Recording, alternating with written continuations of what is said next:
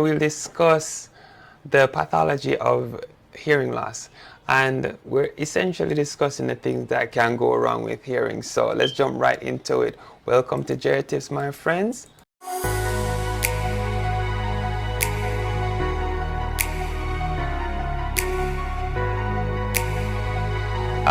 Okay, so 10% of adults between the ages of 65 and 75 years and 25% of those older than 75 have some degree of hearing loss. That's the Gerry fact for today. Okay, so if there's problem at any point in the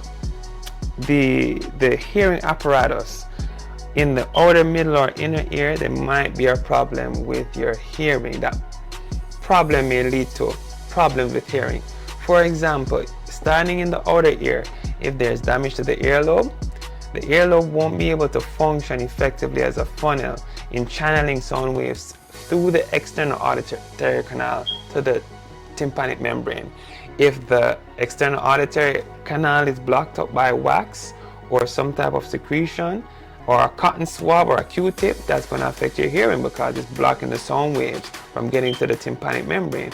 Or if the tympanic membrane is ruptured, let's say you're in a contact sport and you rupture your eardrum, that's going to affect your hearing because the vibrations of the tympanic membrane, well, there's no vibration in the first place because there's no tympanic membrane to vibrate. So there won't be an effective transmission of sound waves to the middle ear. If the middle ear is filled with fluid, sometimes you can see that with an infection, a middle ear infection, or if for whatever reason you have just a non-infectious accumulation of fluid in the middle ear, that can affect your hearing also. And you could have a fracture of any one of the bones in the middle ear. Again, blunt force trauma to the head can cause it, or sometimes even an infection or some abnormal growth within the middle ear can affect the ossicles in the middle ear, and that would affect the transmission of the sound waves to the inner ear. Very common is nerve damage from noise pollution. Sometimes the apparatuses or the structures within the ear are not able to protect the inner ear from extremes or extremely loud sounds, because extremely loud sounds can lead to a delivery of I guess a degree of energy that's harmful to the inner ear structures, and that harm can cause irreversible hearing loss. And one example of this particular harm is standing close to a speaker or being exposed to loud sounds, using a jackhammer without wearing the appropriate ear protection. All of these things can lead to noise pollution essentially, and can affect your hearing, not just in later life but even immediately.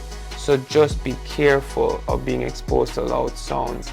Some autoimmune conditions like lupus, rheumatoid can lead to damage of the inner ear structures. There's some medications that can affect your hearing. So if you find that you're having any difficulty hearing, you could discuss your medications with your doctor to see if there's anything there that's affecting or could be affecting your hearing.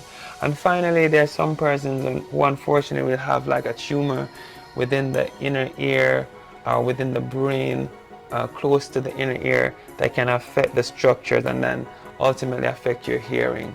So that's it for today. I want to leave you with a Gerry tip.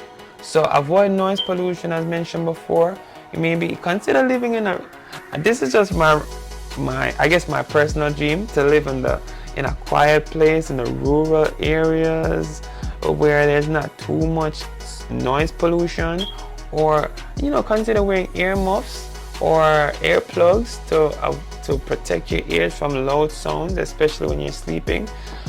Consider a hearing evaluation for loved ones who listen to the TV at high volumes, and also consider a hearing evaluation for a loved one who only responds to you when you're right in front of them, because sometimes if you talk to them from the side or from behind, they may not respond, and this suggests that they probably are lip reading to understand what you're saying.